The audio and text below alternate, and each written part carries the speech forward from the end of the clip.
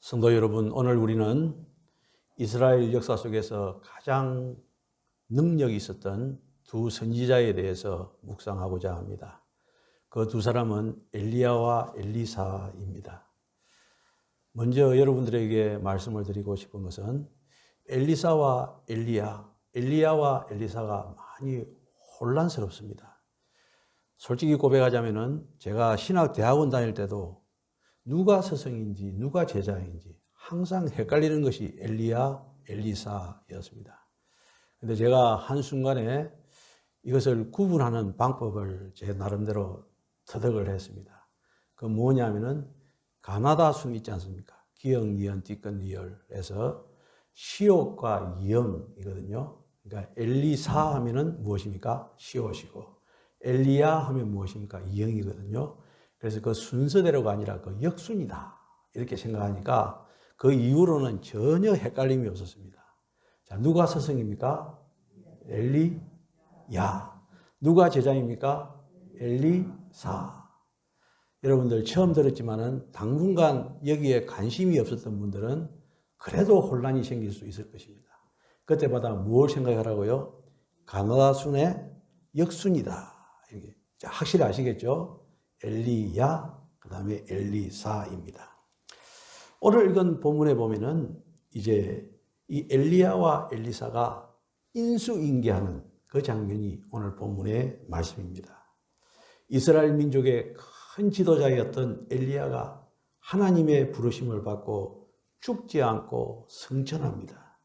그리고 엘리야의 수제자 엘리사는 엘리야의 일을 계승하여서 선지자로서의 더 큰 사명을 감당하기 위해서 끝까지 스승인 엘리야를 따라가는 그런 모습이 오늘 본문에 소개되어져 있습니다. 스승인 이 엘리야가 그 제자에게 따라오지 말라, 여기 머물러 있으라 그렇게 말을 해도 엘리사는 끝까지 따라갑니다. 길갈에서 베델을 갈 때도, 또 베델에서 여리고를 갈 때도, 또 여리고에서 요단을 갈 때도 계속해서 스승인 엘리야는 제자인 엘리사에게 따라오지 말라, 너는 그냥 여기 있으라, 머물라고 계속 말하고 있습니다마는 악착같이 그 제자 엘리사가 엘리야를 따라가는 모습이 오늘 본문에서 소개되어져 있습니다. 그래서 9절에 보면은 너무 따라오니까 이제 엘리야가 말합니다. 내가 네게 어떻게 해야 할지를 구하라. 비로소 이렇게 말을 합니다. 내가 너에게 해줄 게 무엇이냐? 한번 구해봐라 하고 이렇게 엘리야가 제자 엘리사에게 말을 합니다. 그때 엘리사는 같은 구절에 이렇게 말을 하죠. 당신의 성령이 하시는 역사가 갑절이나 내게 있기를 원합니다. 라고 이렇게 말하고 있습니다. 그래서 이 엘리사는 갑절의 성령의 역사를 받고 능력의 종이 되어지는 것입니다. 열왕기 하에 보면은 이 구체적으로 엘리사의 행적이 쭉 소개되어져 있는데 우리가 지난 주간에 아마 그것을 다 읽었을 것입니다. 그 읽어보면은 제가 그것을 읽으면서 엘리사가 행한 기적이 몇 가지인가 하나 체크를 하면서 읽어보았습니다. 14가지가 넘더라고요. 그리고 놀라운 사실은 이 엘리사가 이제 죽습니다. 나중에도. 엘리야는 죽지 않고 승천을 했지만은 이제 엘리사는 병이 들어서 죽게 되어집니다. 그런데 엘리사가 죽었음에도 불구하고 놀라운 역사가 엘리사를 통해서 일어나는 것도 발견할 수 있었습니다. 바로 열왕기하 13장 20절로부터 21절 말씀입니다. 엘리사가 죽으니 그를 장사하였고 해가 바뀜에 모압 도적대들이 그 땅에 온지라. 그 다음 말씀에 보면은 마침 사람을 장사하는 사람들이 그 도적대를 보고 그의 시체를 어디에다가요? 엘리사의 묘실에 들어 던짐에 시체가 엘리사의 뼈에 닿자 곧 회생하여 일어서더라. 이렇게 말씀하고 있습니다. 죽은 엘리사를 통해서도 놀라운 역사가 일어나는 이런 모습을 발견할 수가 있습니다. 자, 그렇다면 이런 놀라운 갑절의 영감을 받고 성령을 받고 새롭게 되어진 이 엘리사가 어떤 사람입니까? 사실 엘리사는 우리와 똑같은 평범한 사람이었습니다. 농사 짓다가 아무 준비 없이 엘리야를 만나서 선지자가 된 사람이 바로 엘리사입니다. 그러나 우리와 똑같은 사람이지만은 하나님이 쓰시니까 완전히 다른 사람이 되어버리고 말았던 것입니다. 아마 엘리사는 자기 자신을 생각했을 것입니다. 자기는 농부로서 아무 준비도 없는데 서성 엘리야는 성천하고 떠난다 하니까 두려움으로 가득 차 있었을 것입니다. 그런데 서성 엘리야를 보니까 문제는 간단하더라고요. 그 문제가 간단한 것이 무엇입니까? 그것은 하나님이 쓰시니까 되는 겁니다. 하나님이 함께 하시니까 평범한 사람이 위대한 선지자가 되어지는 것입니다. 그것을 엘리사는 알았던 것입니다.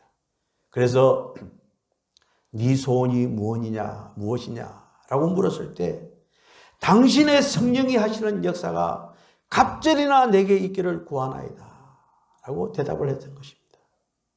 갑절의 성령의 축복을 달라고 기도한 것입니다.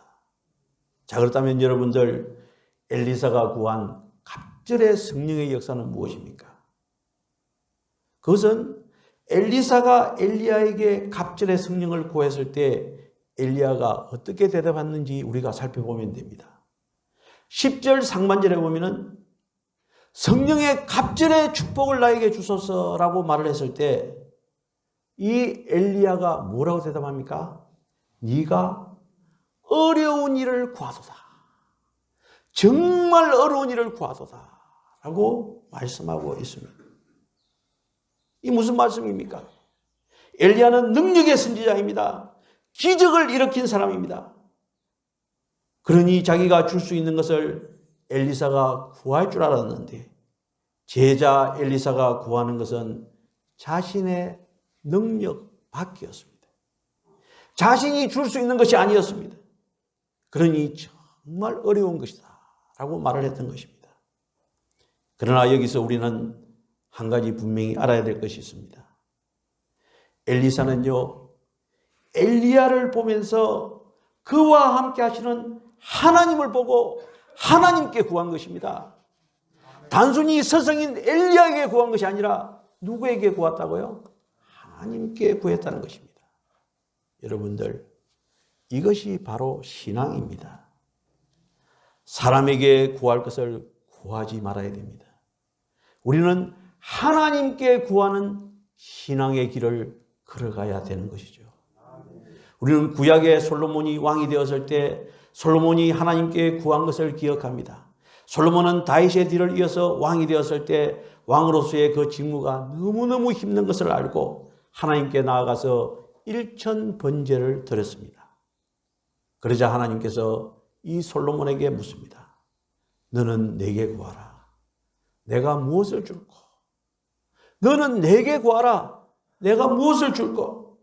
그러자 솔로몬 왕은 하나님 앞에 구합니다.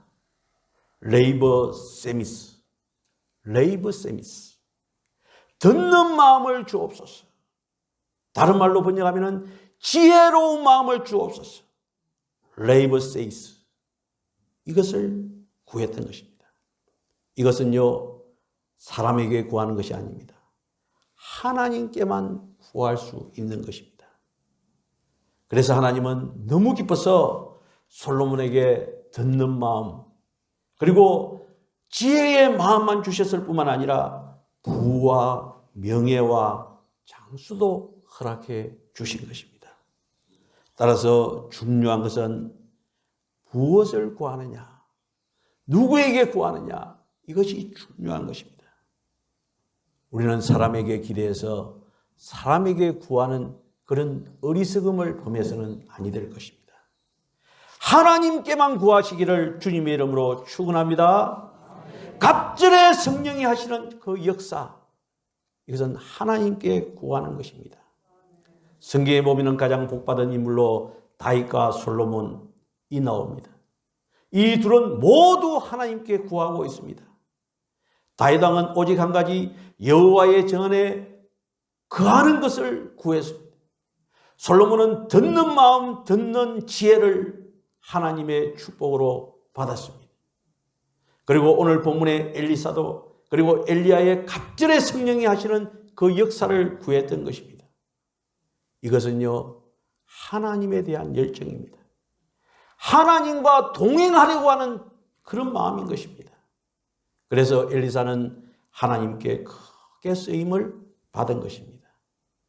창조주 하나님, 역사의 주관자 되시는 하나님, 오늘도 살아계신 하나님께서는 우리들에게 무엇을 구할 것인지 묻고 계신 줄로 믿습니다. 우리는요, 하나님의 그 거룩함에 합당한 위대한 것을 구해야 되는 것입니다.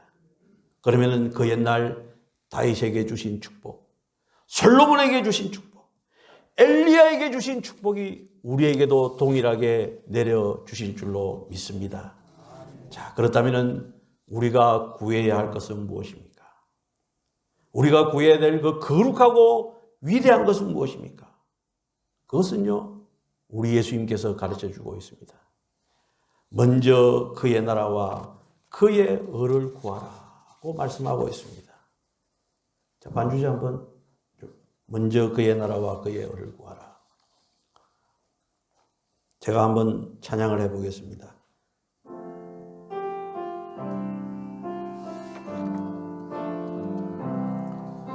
먼저 그 나라와 의를 구하라. 그 나라와 그를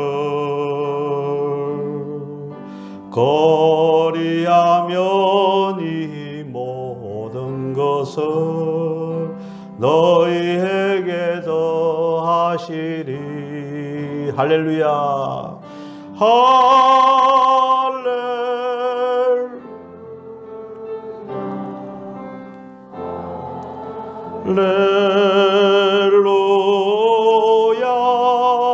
할렐루야,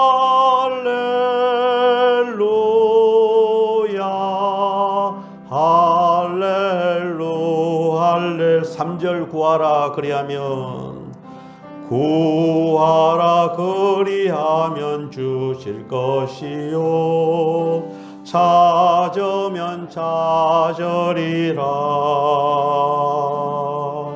문 두드리면 열릴 것이라.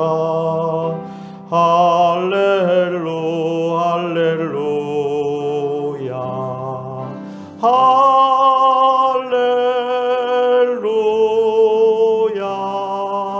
할렐루야.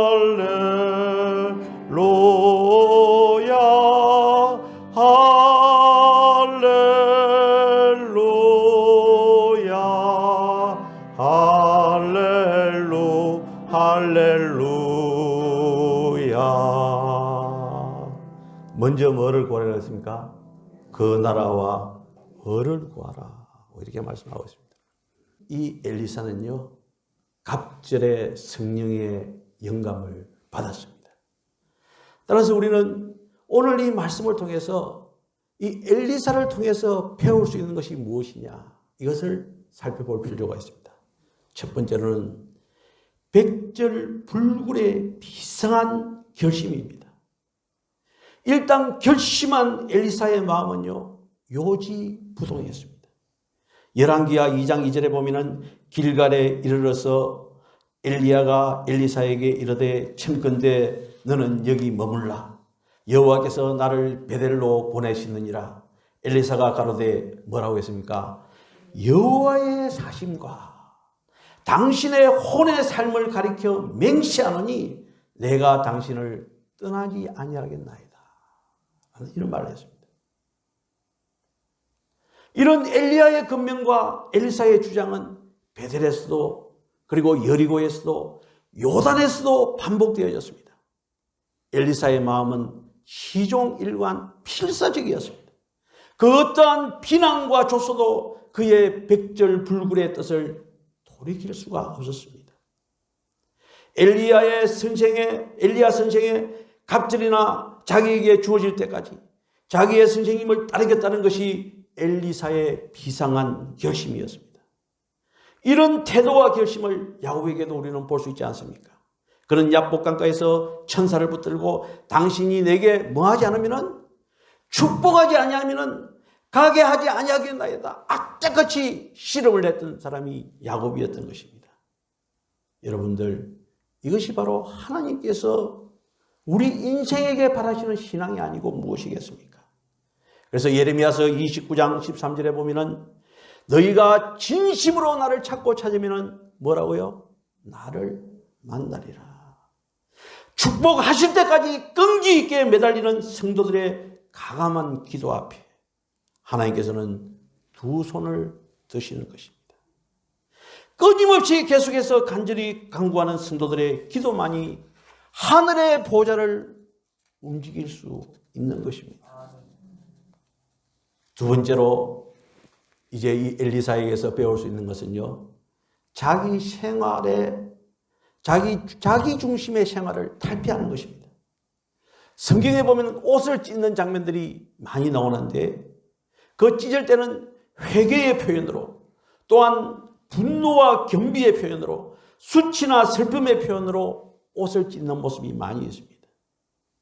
엘리사는요, 하나님의 영광으로 둘러싸인 불말과 불수레의 찬란한 모습을 보았습니다. 그리고 자기의 옷을 찢어버렸습니다. 누구든지 하늘의 능력과 영광을 바라본 사람은 자기의 옷이 더러운 능마 조각같이 불결하다는 것을 깨달을 수가 있을 것입니다. 누구든지 하나님의 무한하신 능력과 거룩하심을 잠시라도 목격한 사람이라면 자기 자신에 속한 모든 것이 누추하고 더럽다는 것을 느끼게 될 것입니다. 사도 바울도 그리스도를 통해 나타나신 하나님의 영광과 거룩하심을 본 후에 자기의 영광과 지식과 종교의 낡은 옷을 벗어버리고 오직 예수 그리스도 십자가만을 자랑해야 되겠다라고 말했던 것이 사도 바울이었습니다.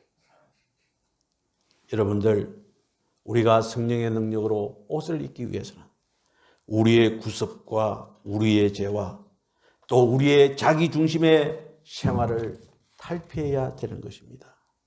이것이 참으로 중요한 것입니다. 이제 마지막으로 또 한 가지 우리가 엘리사를 통해서 배울 수 있는 것은 갑절의 성령을 구하는 목적이 분명해야 된다는 것입니다. 하나님의 취하실 때가 되어 엘리야 선지자가 하나님 곁으로 떠나가고 나면은 자기가 이제 후계자가 된다는 것을 알았습니다. 그는 하나님의 맡겨진 그 사명의 꿈만 같았습니다. 그러나 그 당시 상황은 어떻습니까? 백성들의 마음은 더욱더 사익해져 있고 종교는 더욱더 부패하고 사회의 정의는 땅에 짓밟혀 있었습니다. 그런데 자기 자신은 어떻습니까? 너무 무능력한 것입니다. 엘리야 선생에 비해서 너무나도 어린아이와 다를 바 없는 자기 자신을 발견하게 된 것이죠. 그래서 그는 엘리야 선지에게 갑절의 영감을 구하지 않을 수 없었던 것입니다. 막중한 사명을 감당하기 위해서 나에게 갑절의 성령의 축복을 내려주소서, 이것이 엘리사의 모습이었던 것입니다. 그래서 이 엘리사는 어떻습니까? 성천하는 엘리야에게서 능력의 겉옷이 떨어졌을 때 그는 지체하지 않고 그 능력의 옷을 자기가 취했습니다. 그리고 그 겉옷으로 요단강물을 치면서 요단강을 가르는 그 능력을 보여주었던 것입니다. 그에게 능력이 임하자 이 엘리사는 지체 없이 그 사명을 착수한 것입니다. 오순절 마가의 다락방 이후에 예수님의 제자들도 마찬가지입니다. 저들이 사명을 받았을 때, 성령을 받았을 때 저들은 바로 뛰어나가서 하나님의 귀한 복음의 말씀을 전거했습니다. 여러분들, 우리도 마찬가지입니다.